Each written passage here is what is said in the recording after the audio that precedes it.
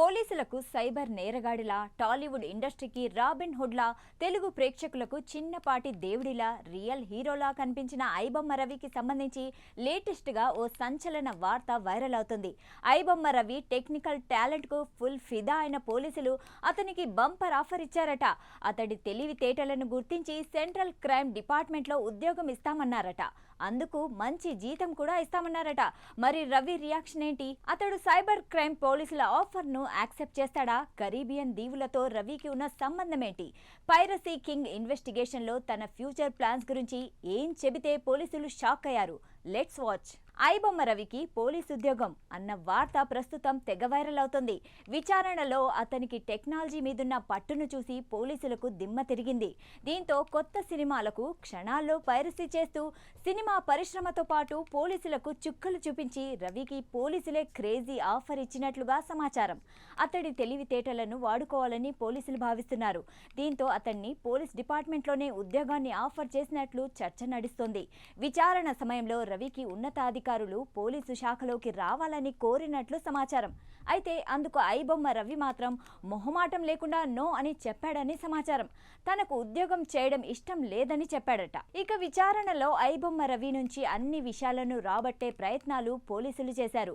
ఉద్యోగం చేయాలని లేనప్పుడు నీ బొమ్మ క్లోజ్ అయింది, తర్వాత ఏంటి అని పోలీసులు ప్రశ్నించారు.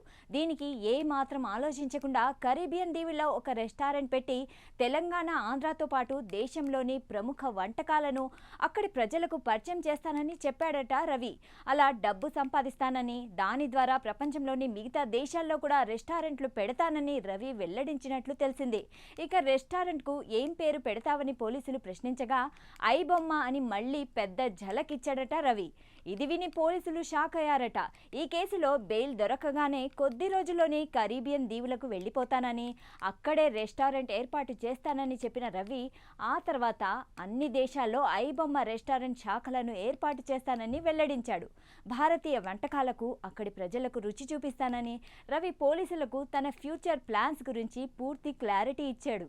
అయితే ఎంత సంపాదించినా అదంతా లైఫ్ ఎంజాయ్ చేయడానికేనని కూడా పోలీసులకు చెప్పాడట. ఇక ఐబొమ్మ పైరసీ ద్వారా వచ్చిన సొమ్మును ఎంజాయ్ చేయడానికి ఖర్చు పెట్టిన రవి ఐబొమ్మ రెస్టారెంట్ తో వచ్చే డబ్బుతోనూ జీవితాన్ని ఎంజాయ్ చేయాలని అనుకోవడం గమనార్హం. జీవితాన్ని ఉల్లాసంగా గడపడమే తన లక్ష్యమని రవి పోలీసులకు చెప్పినట్లు తెలిసింది. ఇందులో భాగంగా ఇప్పటికే అతడు $1,00,000 వెచ్చించి కరీబియన్ దీవుల్లో ఉన్న సెయింట్ కిట్స్ అండ్ సెవిస్ దేశ పౌరసత్వాన్ని తీసుకున్నాడని పోలీసులకు తెలియజేశాడు. ఇప్పటి వరకు సంపాదించిన 20 కోట్లలో ఎంజాయ్ చేయడానికి 17 కోట్లు ఖర్చు చేసినట్లు పోలీసులు గుర్తించారు. ఇకపై కూడా తాను సంపాదించిన మొత్తంలో తాను అనుకున్నట్లుగానే వారానికో దేశం తిరుగుతూ తనకు నచ్చినట్లు హాయిగా గడుపుతానని పోలీసులకు తెలిపినట్లు తెలుస్తోంది. అయితే రవి ఖాతాల్లో దొరికిన 3 కోట్ల డబ్బుతో పాటు హైదరాబాద్ తో పాటు విశాఖపట్నంలో ఉన్న ఆస్తులను పోలీసులు సీజ్ చేశారు. ఇలా ఉంటే త్వరలోనే ఐబొమ్మ రవికి బెయిల్ దొరికే ఛాన్స్ ఉండడంతో అతను తన నెక్స్ట్ ఐబొమ్మ రెస్టారెంట్ ప్రాజెక్ట్ ను స్టార్ట్ చేస్తాడని తెలుస్తోంది. మొత్తానికి ఐబొమ్మ అనే వర్డ్ ను మాత్రం వదలబొమ్మాలి అన్నట్టుగా పట్టుకున్నాడు ఐబొమ్మ రవి.